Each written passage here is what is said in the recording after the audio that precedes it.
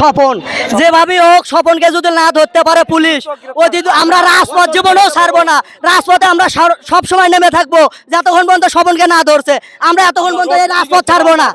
আমরা এতে কি হবে যদি পুলিশ না কিছু করতে পারে, তবে আমরা জনগণ রাজপথ কোনোদিনও ছাড়বো না। আমরা সব সময় এই রাজপথে নেমে থাকবো যতক্ষণ পর্যন্ত হত্যাকারীদের না ধরছে। এই যদি এই বিচার না সুষ্ঠু হয় আমরা রাজপথ ছাড়বো না। স্বপনকে ধরা হয়েছে ইরশাদ নাম, আরেকজন আছে স্বপন, স্বপনের সাথে আরো আছে কিন্তু আমি তাদের নাম জানি না। আমি চাই ওদের বুকে ঘুষি মারছে তাদের আমি হত্যার বিচার চাই। কারণ আমার বাবাকে মানে এমনভাবে মারা হয়েছে, সে তার বুকে আঘাত পায়ে অনেক ঘুষি মারছে, সেজন্য আমার বাবা হাসপাতালে নিয়ে যাওয়া হয় নাই, তার সাথে সাথে মারা গেছে।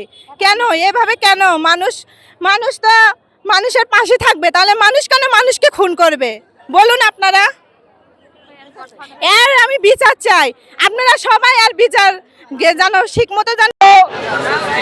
আমার অটো শ্রমিক তাকে হরেন দিয়েছে সাইড দেওয়ার জন্য, এই হরেন দেওয়ায় তার অপরাধ।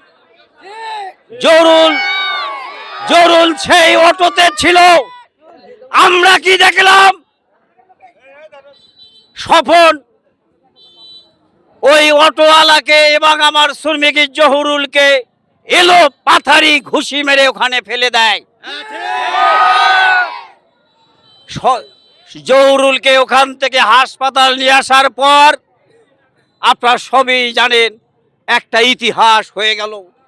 জহুরুলকে আর পাওয়া গেল না। আজকে জহুরুলের 2 মেয়ে, তার পরিবার, তার এলাকাবাসী এই হত্যার বিচারের দাবিতে আজকে এখানে উপস্থিত হয়েছে।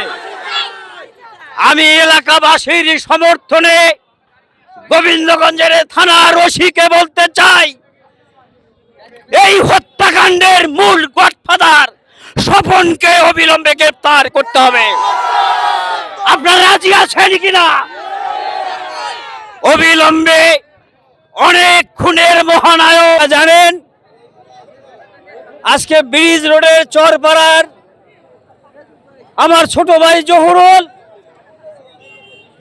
সে একজন শ্রমিক, সে পরিশ্রম করে জীবিকা নির্বাহ করে। আজকে সে যখন